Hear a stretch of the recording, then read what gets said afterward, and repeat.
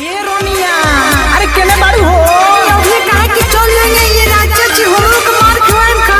माई के भी तो फोन लाठी से डालती। अरे आओ ना आज बो ना अरे आओ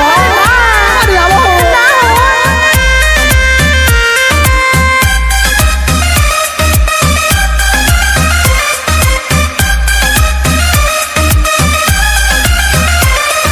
हल्ला न करे केहू के काने लग जाई राजा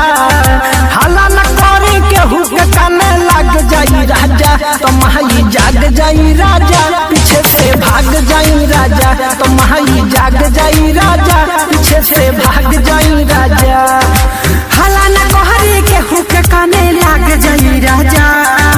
हला न कहरी के हुक काने लाग जाई राजा तमाही जाग जाई राजा पीछे से भाग जाई राजा तमाही जाग जाई राजा पीछे से भाग जाई राजा।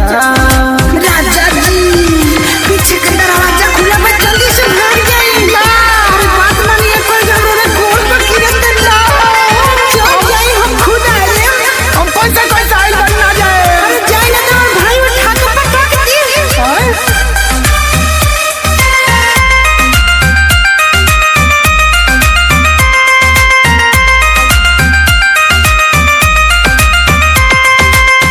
कह बताया जाइब फिर कल मिले रौरे होई राजा दिल से कहिले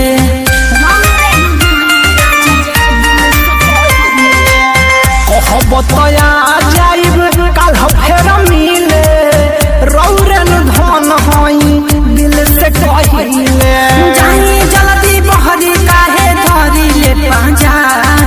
जाइए जल्दी बहरी काहे धरे नी पाजा माई जाग जाई राजा पीछे से भाग जाई राजा तमाही जाग जाई राजा पीछे से भाग जाई राजा। अरे मानव काहे नहीं खिलौना हम ना माने जान पर खेल गइल बनिया जान खेल के बंदे और भाई देखी तोरी चैन पे लगी खिलावे।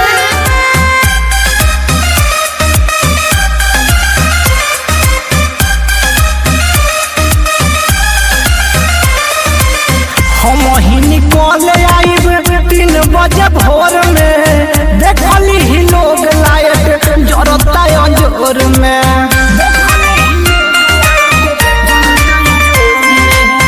हम ही निकल आइब 3 बजे भोर में देखल ही लोग लायक जरता जोर में कृष्णा जयक बिहारी लाल जल्दी से जा जा